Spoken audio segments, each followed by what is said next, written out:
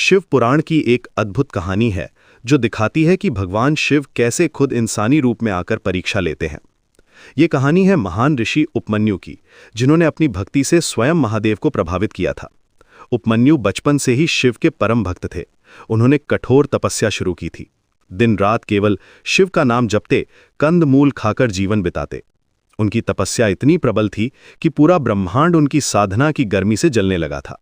उनकी मां चिंतित रहती थी कि इतनी कम उम्र में इतनी कठिन साधना क्यों कर रहा है बेटा। लेकिन उपमन्यु का संकल्प अटूट था। वे जानते थे कि शिव की कृपा पाने के लिए सच्ची भक्ति और धैर्य चाहिए। महीनों तक तपस्या करते रहे। कभी कभी तो सिर्फ हवा पीकर दिन गुजारते। उनकी साधना देखकर राक्षस भी परेशान करने आते थे, लेकिन वे अपने ध्यान में मग्न रहते। एक दिन उनकी तपस्या देखकर स्वयं भगवान शिव प्रभावित हुए। देवताओं ने भी जाकर विष्णु भगवान से कहा कि उपमन्यु की तपस्या से सारा संसार जल रहा है। लेकिन महादेव ने सोचा कि पहले इस बालक की भक्ति की परीक्षा लेनी चाहिए। क्या यह सच्ची भक्ति है या केवल दिखावा? शिव ने इंद्र का रूप धारण किया। सफेद हाथी पर सवार होकर देवताओं के साथ वे उपमन्यु के आश्रम में आए। उन्होंने एक साधारण ब्राह्मण का भेष भी बनाया। वे उपमन्यु के पास आए और बोले, बेटा, तुम व्यर्थ में इतनी कठिन तपस्या क्यों कर रहे हो?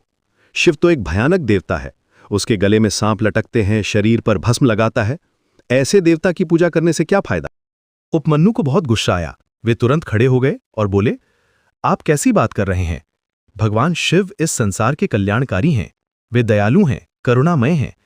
उनकी भस्म पवित्रता का प्रतीक है, सांप उनकी शक्ति दर्शाते हैं। ब्राह्मण रूपी शिव ने कहा, अरे नादान बालक, विष्णु की पूजा करो। वे तो लक्ष्मी के साथ सुंदर रूप में रहते हैं, शिव से कहीं बेहतर हैं। यह सुनकर उपमन्यु का धैर्य टूट गया। वे चिल्लाए, बस करिए, मैं किसी को भी अपने आराध्य की निंदा सुनने नहीं दूंगा। चाहे आप कोई भी हो, मेरे शिव की बुराई मत करिए।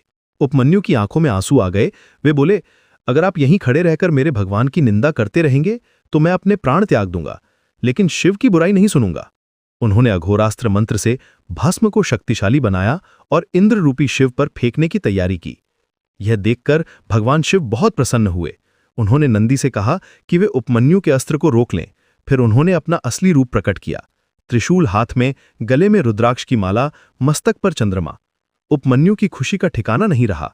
शिव ने कहा, बेटा, मैं तुम्हारी भक्ति से बहुत प्रभावित हूं। तुमने मेरी परीक्षा में सफलता पाई है। मांगो, क्या चाहिए?